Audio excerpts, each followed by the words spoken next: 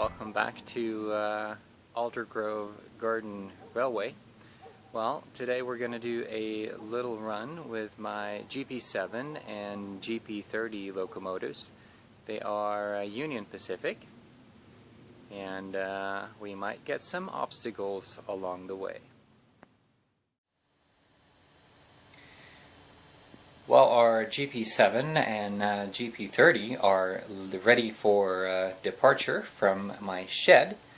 So we're just going to go ahead and start them up from track number 2.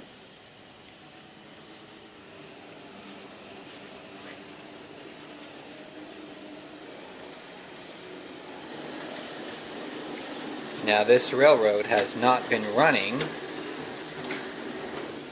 for a while this summer.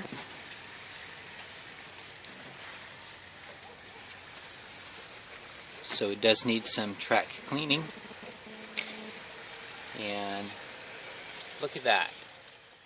Now as my train is approaching the siding, you can see some trouble up ahead. Well, the big issue with where I live, which is in Norway, you might think it's all cold and frost all the time.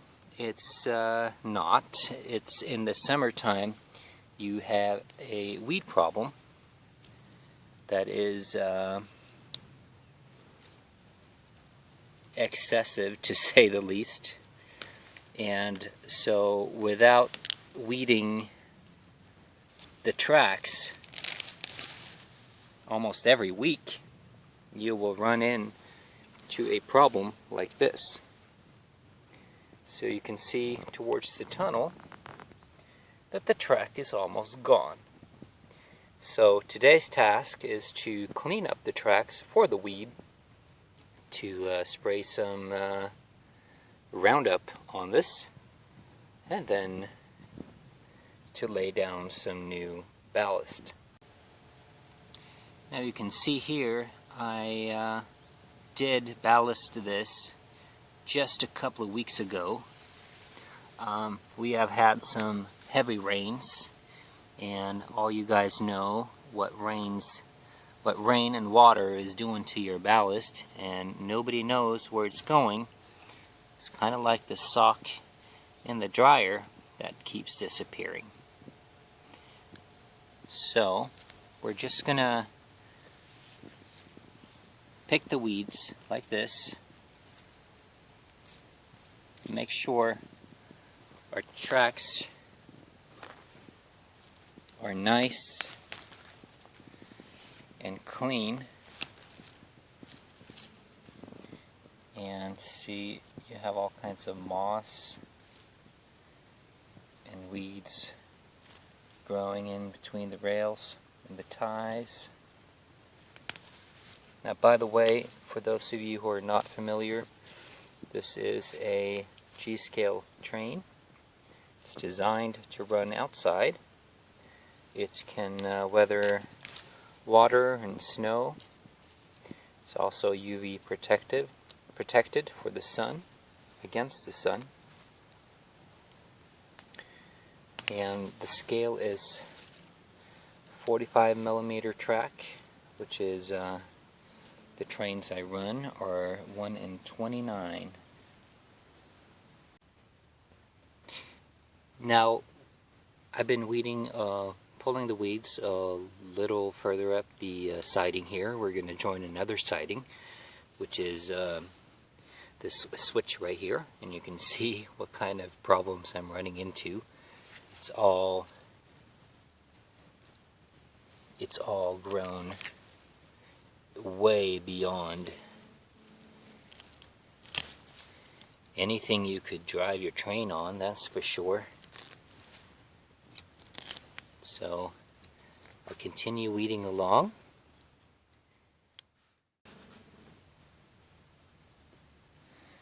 So now, my friends, I have pulled weed all the way through the switch and to the tunnel.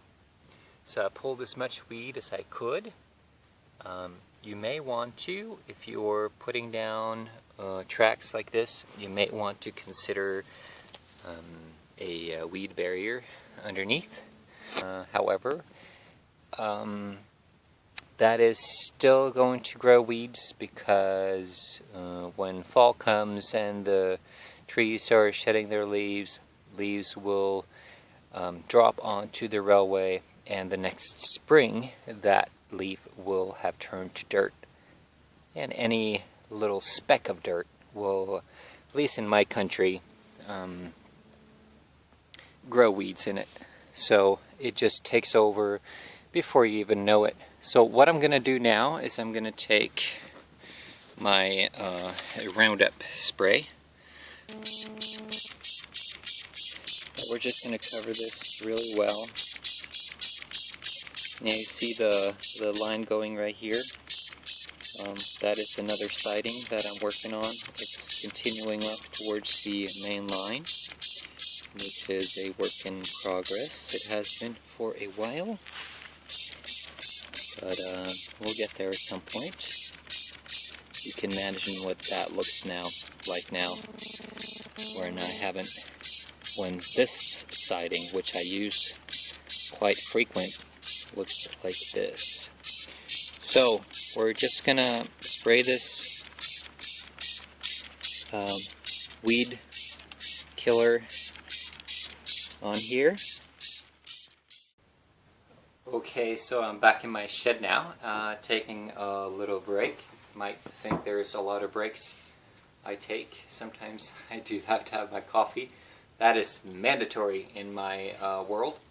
I made this little seat right here. This is just scrap wood that I had, and I had a garden handle or a rake, a broom handle that was broken, and I just used it, and I put this little piece of wood on the front.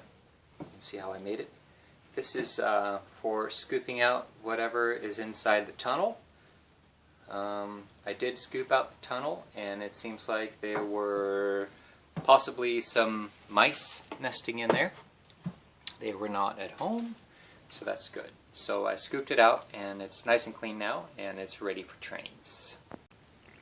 Alright, so it's time for ballast. And what I use for ballast, now a lot of you guys are going to use different things for ballast. This right here is very fine gravel.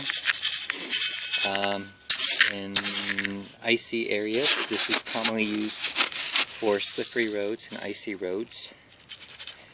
It is, I believe it is called 8mm, and you can see it's all pointy. And that's what we need, because you don't want any round, it might look really nice, but round rocks are going to slide. You want something that keeps your rail ties in place, just like a real railroad. Now I use a little trick to, because we all know ballast loves to disappear. So when I ballast my tracks, I do like to use a little bit of cement. So I just add, you're really supposed to use gloves for this, but I add, yeah, this is like maybe 5 liters, let's say about 1.5 gallons, 2 gallons of rocks, and I just add a couple of scoops of cement into my gravel, and then I just cover it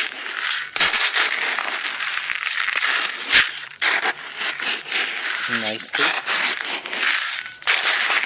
For ballasting my tracks, I have this convenient little cup right here.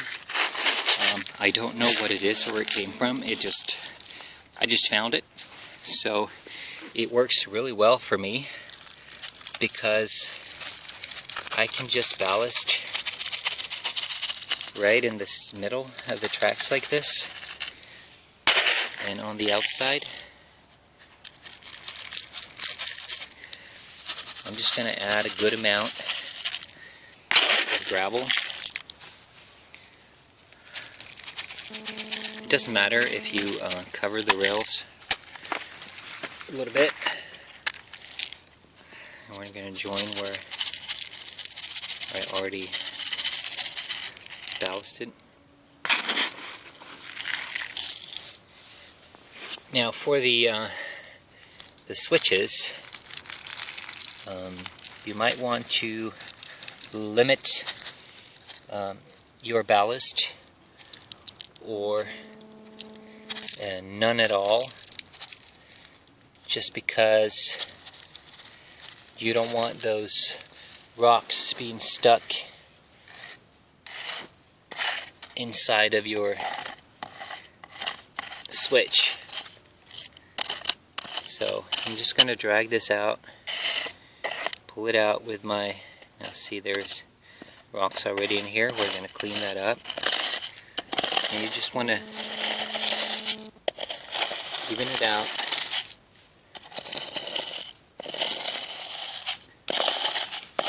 Some people use a brush, I just use my cup.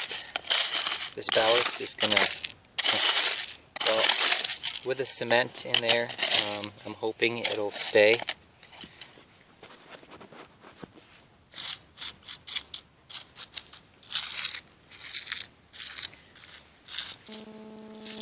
And you want to make sure any little parts where your train wheels are passing, that it has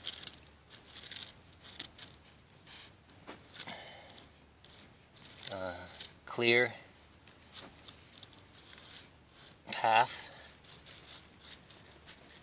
So I'm not going to worry about this side of the switch that much.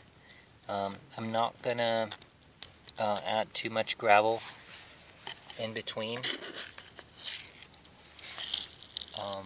I'm just going to put a little bit just for the, because it looks better. But otherwise I'm not going to worry about too much gravel inside this inside the switch.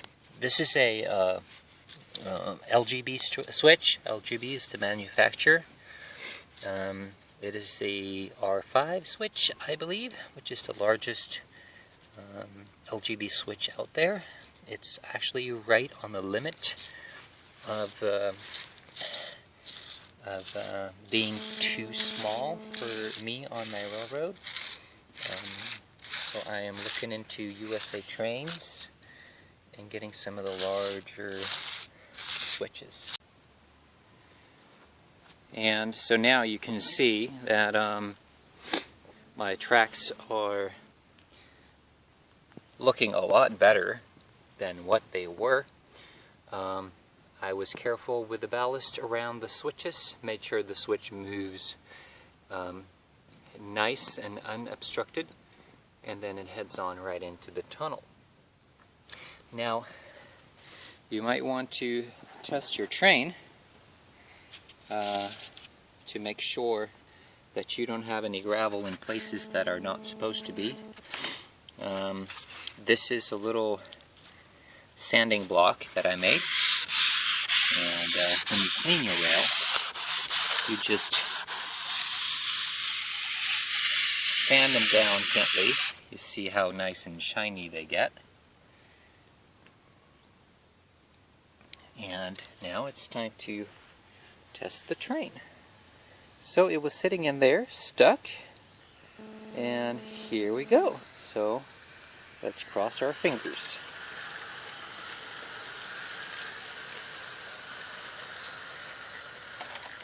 And it moves quite nicely. It does not seem to have too many problems crossing the area that I just ballasted down. And so for the final step, now that the ballast is in place and you are happy with how your ballast is, you can either wait for a little bit of rain, or you can just use a gardening can like this. Just water it like you would any other plant. And this, my friends, is making sure that the concrete in the mixture, or the cement, will hold the ballast, well, at least somewhat in place, and hopefully we don't lose as much as we would without the cement. So there we are, my friends. I hope this video was somewhat informative and fun to watch, I guess.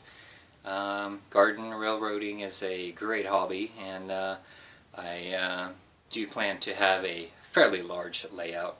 As you can see, there are troubles along the way, and such is life in the garden, and such is life on a garden railway. Now, there are many things you can do to combat the weed problem. I do, however, live in a country where weeds are growing, I would say, maybe an inch a day in some cases, and it is very hard to get rid of.